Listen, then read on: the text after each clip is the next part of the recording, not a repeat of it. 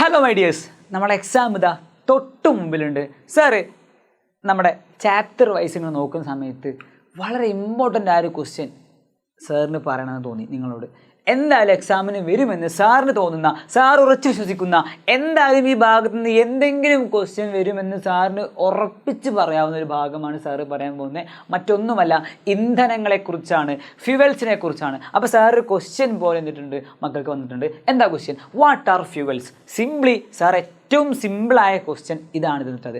ഇങ്ങനെ തന്നെ ആവണമെന്നില്ല, ഇന്ധനങ്ങളുമായി ബന്ധപ്പെട്ട് ഫ്യൂവൽസുമായി കണക്ട് ചെയ്ത് എന്തും എക്സാമിന് ചോദിക്കാം. അതെന്ത് ചോദിച്ചാലും എൻ്റെ മക്കൾ ഈ വീഡിയോ കാണുന്നതോടുകൂടി നമ്മളെ സെറ്റാക്കി എടുക്കുകയാണ്. ക്ലിയർ അല്ലേ? സോ ഇന്ധനങ്ങൾ എന്താ ചോദിച്ചാൽ മക്കൾ ഡെഫിനിഷൻ കറക്റ്റായിട്ട് മക്കൾ എഴുതി കൊടുക്കണം. ടെക്സ്റ്റ് ബുക്കിലുള്ള അതേപോലെ എന്ത് ചെയ്യുക, മക്കൾ എഴുതി കൊടുക്കുക. സോ കത്തുന്ന സമയത്ത് താപം പുറത്തേക്ക് വിടുകയാണെങ്കിൽ ആരാണോ കത്തുമ്പോൾ താപം പുറത്തേക്ക് വിടുന്നത് അവരെ നമുക്ക് പറയാം ഇന്ധനങ്ങൾ. എന്ത് പറയാം? ഇന്ധനങ്ങൾ എന്ന് പറയാം. സിംപിളി പറഞ്ഞോടാ, എന്താ പറഞ്ഞത്? കത്തുമ്പോൾ താപം പുറത്ത് വിടുന്ന വസ്തുക്കളാണ് ഇന്ധനങ്ങൾ.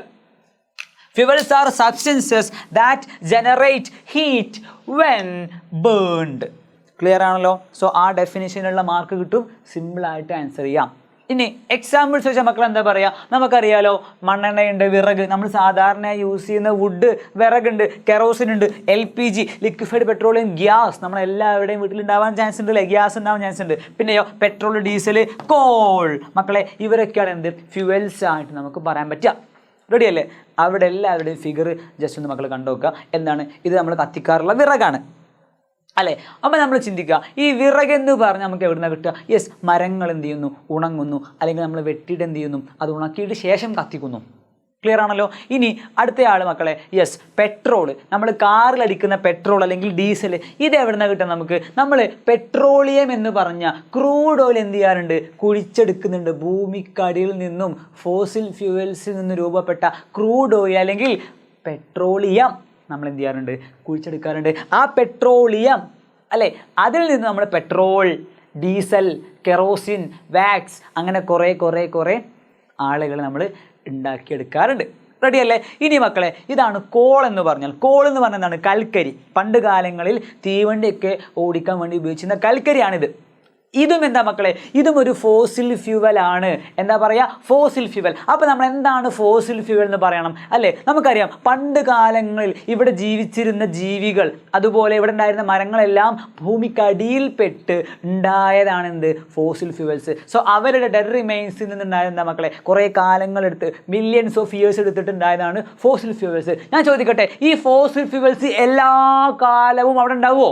Never ever.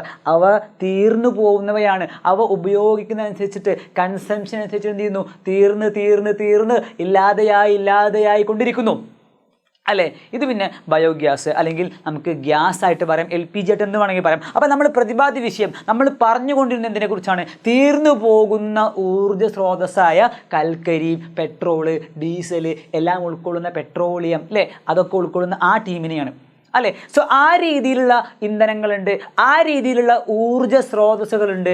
അവരാണ് മക്കളെ നമുക്ക് പറയാം നോൺ റിന്യൂവബിൾ എനർജി റിസോഴ്സസ്. ഓർത്ത് വെച്ചേക്കണേ, ആ വാക്ക് ഓർത്ത് വെച്ചേക്കണേ. എന്താണ്? പുനരുപയോഗിക്കാൻ കഴിയാത്ത. അവ കഴിഞ്ഞു.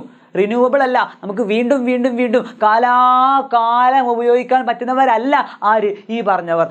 നമ്മൾ ഉപയോഗിക്കുന്നതിനനുസരിച്ച് തീർന്നു പോകുന്നവയാണ് ആര്? നോൺ റിന്യൂവബിൾ ആയ എനർജി റിസോഴ്സസ്. ക്ലിയർ അല്ലേ? അപ്പോൾ സാറ് നോൺ റിന്യൂവബിൾ അല്ലാത്ത, കാലാകാലം എത്ര കാലം വേണമെങ്കിലും നമുക്ക് യൂസ് ചെയ്യാവുന്ന ഊർജ്ജ സ്രോതസ്സുകൾ ഉണ്ടോ സാർ?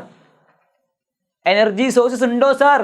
ഉണ്ടടാ. എക്സാമ്പിൾ എന്താണ്? ഈ കാണുന്ന സൺലൈറ്റ്, സൂര്യപ്രകാശം. കണ്ടോ? സൂര്യപ്രകാശം എന്ന് പറഞ്ഞാൽ, സൂര്യൻ എന്ന് പറഞ്ഞാൽ കാലാകാലം ഇവിടെ ഉണ്ടല്ലോ, ഉണ്ട്. കുറേ കാലങ്ങളായി, മില്യൺസ് ഓഫ് ഇയേഴ്സായി ഇവിടെ ഉണ്ട്. ഇനിയും കുറേ കാലം ഇവിടെ ഉണ്ടാവും. അപ്പോൾ സൂര്യനിൽ നിന്നും നമുക്ക് എനർജി ഉണ്ടാക്കാൻ പറ്റുകയാണെങ്കിൽ നമുക്ക് കാലാകാലം തീർന്നു പോവാതെ നമുക്ക് എന്ത് ചെയ്യാം? ഊർജ്ജം ഉപയോഗിക്കാം അല്ലേ? അപ്പോൾ നമ്മൾ ഉപയോഗിക്കാറുണ്ട് അല്ലേ? ഓക്കെ. അപ്പോൾ ഇത് മക്കളെ വിൻഡാണ് കേട്ടോ, സൂര്യപ്രകാശമല്ല, വിൻഡാണ്. സൂര്യപ്രകാശം വരുന്നുണ്ട്. ഓക്കെ, വിൻഡ് നമ്മൾ എന്തുണ്ടാക്കും മക്കളെ? യെസ്, വിൻഡ് മീൻസ് ഉപയോഗിച്ച്, കാറ്റ് ഉപയോഗിച്ച് നമ്മൾ എന്ത് ചെയ്യാറുണ്ട്? യെസ്, ഊർജ്ജം ഉണ്ടാക്കുന്നുണ്ട്. കാറ്റെന്ന് പറഞ്ഞാൽ എന്താണ്? കാലങ്ങളായി വീശിക്കൊണ്ടിരിക്കും അല്ലേ? കാറ്റ് നിൽക്കുമോ? ഇല്ല.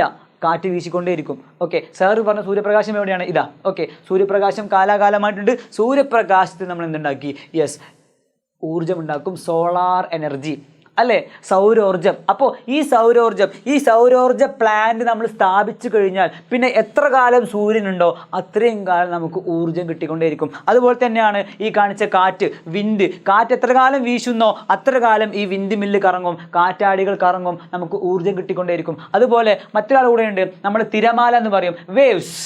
എത്ര കാലം വേവ്സ് അടിക്കുന്നോ, എത്ര കാലം വേവ്സ് കടലിലുണ്ടാകുന്നോ അത്രയും കാലം നമ്മൾ വേവ്സിൽ നിന്നും എന്ത് ചെയ്യും?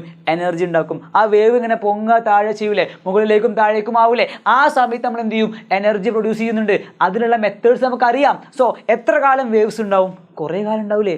കടൽ എത്ര കാലം ഉണ്ടാവും അത്രയും കാലം വേവ്സ് ഉണ്ടാവില്ലേ അല്ലേ? അപ്പോൾ തീർന്നു പോവാത്ത ഊർജ്ജ സ്രോതസ്സുകളാണ് ഇവർ.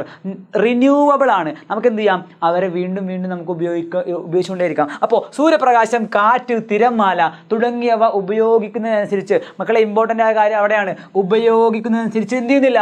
തീർന്നു പോകുന്നവയല്ല. ഇവ പുതുക്കാൻ കഴിയുന്ന, നമുക്ക് വീണ്ടും വീണ്ടും ഉപയോഗിക്കാവുന്ന, വീണ്ടും വീണ്ടും പുതിയതായിട്ട് ഉണ്ടാകുന്ന ഊർജ്ജ സ്രോതസ്സുകളാണ്. സോ റിന്യൂവബിൾ ആണ്, അതായത് പുതുക്കാൻ പറ്റും എന്നറിയപ്പെടുന്നു. സോ ഈ ഊർജ്ജ സ്രോതസ്സുകൾ വായുമലിനീകരണം ഉണ്ടാക്കുന്നില്ല. നേരെ മറിച്ച് നമ്മൾ കോള് കത്തിച്ചാൽ, കൽക്കരി കത്തിച്ചാൽ carbon monoxide, sulphur dioxide, carbon dioxide, അങ്ങനെ കുറേ വിഷവാതകങ്ങൾ ഉണ്ടാവും അല്ലേ? നമുക്കറിയാം, ഇപ്പോൾ ഡീസലൊക്കെ അടിച്ചു പോകുന്ന വലിയ ലോറികൾ, വലിയ ലെയ്ലൻഡ് ലോറികളൊക്കെ പോകുമ്പോൾ അവരിൽ നിന്നും വളരെ വലിയ അളവിൽ പുക പുറത്തേക്ക് വിടാറുണ്ട്, വായുമലിനീകരണം ഉണ്ടാവാറുണ്ട്. സോ മക്കൾ മനസ്സിലാക്കുക, ഇങ്ങനെ റിന്യൂവബിളായ, തീർന്നു പോവാത്ത, പുതുക്കാൻ കഴിയുന്ന സോളാർ എനർജി, വേവ് നിന്നുണ്ടാക്കുന്ന എനർജി, വിൻഡ് മില്ലുണ്ടാക്കുന്ന എനർജി, ഇതൊന്നും എന്തല്ല, നമുക്ക് പ്രശ്നക്കാരല്ല, വായുമലിനീകരണം ഉണ്ടാക്കുന്നില്ല. ഇംഗ്ലീഷ് കൂടി വായിച്ച് നമുക്ക് നിർത്താം. The energy sources like sunlight and wind do not get exhausted due to consumption. ഉപയോഗിക്കുന്നതനുസരിച്ച് എന്ത് ചെയ്യുന്നില്ല? തീർന്നു പോകുന്നില്ല. These are known as renewable energy sources. നമുക്ക് പുനരുപയോഗിക്കാവുന്ന ഊർജ്ജ സ്രോതസ്സുകളാണ്. റെഡി അല്ലേ? പുതുക്കാൻ കഴിയുന്ന ഊർജ്ജ സ്രോതസ്സുകളാണ് മക്കൾ മനസ്സിലാക്കി വെച്ചേക്കുക. സോ ആ ഒരു ഭാഗം, എനർജിയുടെ ഭാഗം, ഊർജ്ജത്തിൻ്റെ ഭാഗം, അതുപോലെ തന്നെ ഇന്ധനവുമായി ബന്ധപ്പെട്ട ഫ്യൂവൽസിൻ്റെ ഭാഗം നമ്മൾ വ്യക്തമാക്കി മനസ്സിലാക്കി. സോ ഇതിൽ നിന്നും ബന്ധപ്പെട്ട് ഏതെങ്കിലും ഭാഗത്തു നിന്ന് ക്വസ്റ്റ്യൻ എന്തായാലും ഷുവറായിട്ടും ഉണ്ടായിരിക്കും. സോ സാറ് ഒരു ഷുവർ ക്വസ്റ്റ്യൻ ആണ് നിങ്ങൾക്ക് വേണ്ടി ഡിസ്കസ് ചെയ്ത് തന്നത്. സോ മക്കളെല്ലാവരും എന്ത് ചെയ്യണം? ഈ ഷുവർ ക്വസ്റ്റ്യൻ എല്ലാ ഫ്രണ്ട്സിനും നിർബന്ധമായിട്ടും ഷെയറും കൂടെ ചെയ്യാം. ആൻഡ് ഇഷ്ടപ്പെട്ടാൽ ഈ വീഡിയോ ലൈക്ക് ചെയ്യുക. കുറേ ലൈക്ക് കിട്ടിയാൽ ഞാൻ എന്ത് ചെയ്യും? ഇതുപോലെയുള്ള വീഡിയോസ് ഇനിയും എൻ്റെ മക്കൾ ചെയ്തു തരും. സോ എല്ലാവരും ഷെയർ ചെയ്യാൻ മറക്കണ്ട. Tata, bye bye, see U.